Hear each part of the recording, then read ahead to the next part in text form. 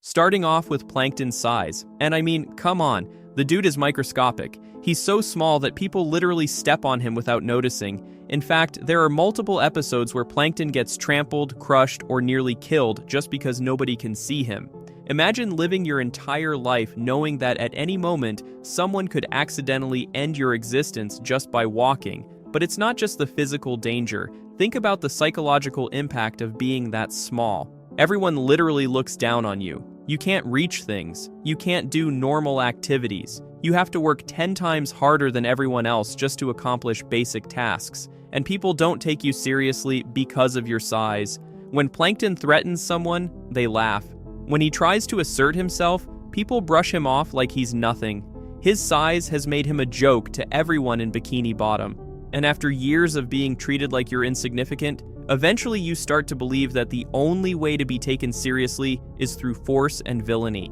Chum Bucket's constant failure. Plankton poured his heart and soul into opening a restaurant, just like Mr. Krabs did with the Krusty Krab. But here's the difference. The Chum Bucket is a complete disaster. It gets 0 customers. And I mean 0. There are episodes where Plankton literally sits there all day without a single person walking through the door. Now imagine that. You open your dream business and nobody comes. Day after day, week after week, year after year, you watch your competitor across the street make millions while you can't even get 1 customer. That kind of rejection would break anyone. Every empty day is another reminder that you're a failure, that nobody wants what you're offering, that you're worthless. And the worst part?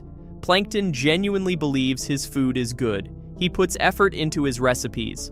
But it doesn't matter because nobody will even give him a chance. So in his mind, the only way to succeed is to steal success from Mr. Krabs. If he can't earn it honestly, he'll take it by force. His relationship with Karen. Now, Karen is Plankton's computer wife, and their relationship is complicated. On the surface, they seem happy sometimes. But if you really pay attention, Karen is constantly insulting Plankton. She calls him a failure. She mocks his plans. She puts him down at every opportunity.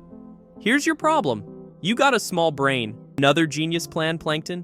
Why don't you give up while you're still ahead? These aren't just jokes. This is emotional abuse. Imagine coming home every single day to a spouse who tells you you're worthless, that you're stupid, that you'll never succeed, and Plankton can't even leave her because she's not just his wife. She's his business.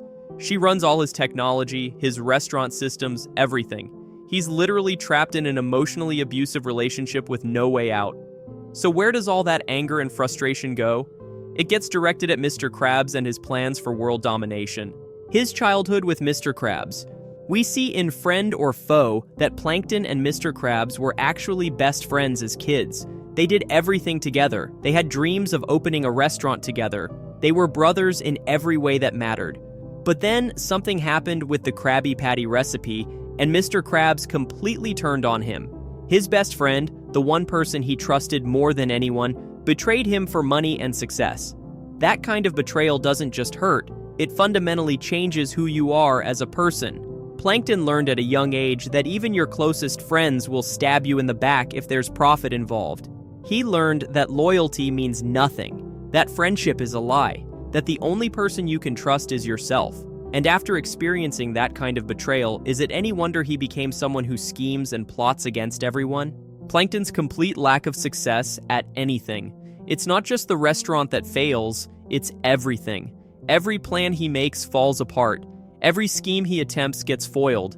Every goal he sets remains out of reach. For hundreds of episodes spanning decades, Plankton has tried and failed over and over and over again. Think about what that does to a person psychologically. Most people experience failure sometimes, but they also experience success. They get wins that balance out the losses. But Plankton, he never wins. Ever.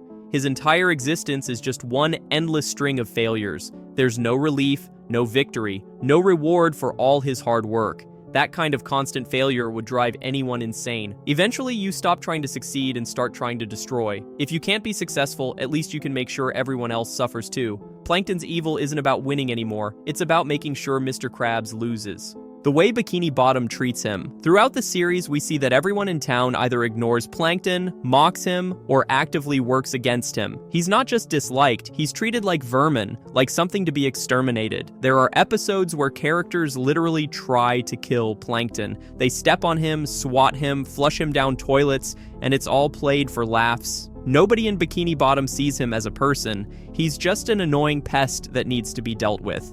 Even SpongeBob, who's nice to everyone, constantly thwarts Plankton's plans without ever trying to understand why he's doing this. When an entire society treats you like you're subhuman, eventually you start acting like a villain because that's the only role they'll let you play.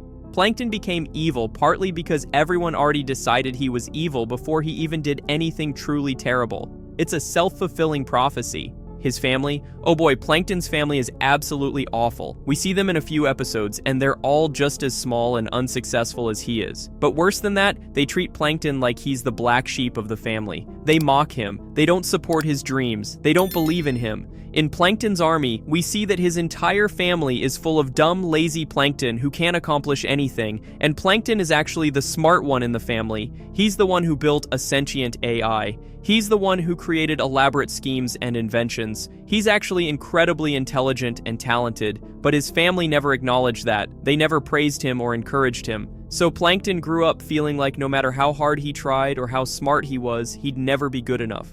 That kind of childhood creates people who are desperate to prove themselves, even if it means becoming a villain. His inferiority complex regarding Mr. Krabs, this goes beyond just business rivalry. Plankton is obsessed with Mr. Krabs in a way that's honestly kind of unhealthy. Every single thing he does is somehow related to beating Krabs or stealing from him. But here's what's really going on. Mr. Krabs represents everything Plankton wishes he could be. Krabs is successful, respected, has friends, has a daughter who loves him, and runs a thriving business. Meanwhile, Plankton has none of that. Mr. Krabs is living proof that Plankton is a failure. And the worst part? They started from the same place. They were both poor kids with dreams of running a restaurant, but Krabs succeeded while Plankton failed. That means Plankton can't even blame circumstances or bad luck. He has to face the reality that maybe he's just not as good as Mr. Krabs. That's a brutal truth that would make anyone bitter and evil. Plankton's intelligence is actually a curse. Think about it. Plankton is probably the smartest character in the entire show. He builds robots, creates mind control devices, invents teleportation technology, and even builds a sentient AI wife. His scientific knowledge is decades ahead of everyone else in Bikini Bottom. But what good does it do him? Despite being a literal genius, he still can't succeed. He can't get customers. He can't steal the formula. He can't take over the world. His intelligence means he's painfully aware of all his failures. He can see exactly why his plans fail, which makes it even more frustrating. And here's the really dark part. Someone as smart as Plankton knows that he's going about things the wrong way. He knows stealing is wrong. He knows his obsession with Krabs is unhealthy. But he's so deep into this pattern, so consumed by his need for revenge and success, that he can't stop. He's a prisoner of his own genius-level intelligence, unable to escape the villain role he's created for himself. But now let's get to the number one reason why Plankton is so evil, and this one is going to tie everything together. He's trapped in a cycle of desperation with no way out. Here's the thing. At this point in the series, Plankton has to keep trying to steal the formula. It's not just about wanting it anymore, it's about survival. The chum bucket makes no money. He has no other skills or job prospects. If he gives up on getting the formula, what does he have left? Nothing. He'll lose his business, his home, his wife, everything. So every day, Plankton wakes up and has to try again, even though he knows he'll probably fail. Because what's the alternative? Admitting defeat and losing everything? Accepting that his entire life has been a waste? That's not really a choice. So he keeps trying, and with each failure, he becomes more desperate, more angry, and more willing to do terrible things. Think about it from his perspective. You're tiny, unsuccessful, emotionally abused, betrayed by your best friend, mocked by everyone, and your only option for survival is to keep attempting the same thing that's failed thousands of times. That's not just evil, that's tragic. Plankton isn't a villain because he enjoys being bad. He's a villain because the world has given him no other option. And here's what makes it even sadder. There are episodes where Plankton actually tries to be good. In Walking the Plankton, he tries to have a normal vacation. In Friend or Foe, we see he had good intentions originally. In New Leaf, he literally opens a wholesome gift shop and gives up villainy. But every single time, something happens that pushes him back into being evil. The universe won't let Plankton change. Society won't give him a second chance. Even when he tries to be good, people are suspicious or something goes wrong. He's been branded as a villain for so long that nobody, including himself, can see him as anything else. So the real reason Plankton is so evil, it's not because he's inherently bad. It's because he's a small, traumatized, desperate individual who's been rejected, betrayed, and beaten down so many times that villainy is the only thing he has left. He's not evil, he's broken. When you look at it like this, Plankton might actually be one of the most tragic characters in all of SpongeBob. Yeah, he's done terrible things. Yeah, he's tried to hurt people. But at his core, he's just a tiny Plankton who wanted to run a successful restaurant and be friends with Mr. Krabs. And when that dream was taken from him, he had nowhere else to go except down the path of villainy. The saddest part, if just one person in Bikini Bottom had shown him genuine kindness or given his restaurant a chance, none of this might have happened. Plankton became a villain because that's what everyone expected him to be, and after a while, he just accepted it. So yeah, those are the real reasons why Plankton is so evil. From his microscopic size to his cycle of endless failures, this dude has more tragic backstory than most anime villains. It's way deeper and darker than just, haha, tiny villain wants formula. Let me know in the comments if you think Plankton deserves sympathy or if he's just straight up evil regardless of his past. And because you watched all the way to the end, you might as well hit that subscribe button. Come on, you know you want to. I just started this channel and I'm going to be making the best SpongeBob content for you. Let's get it.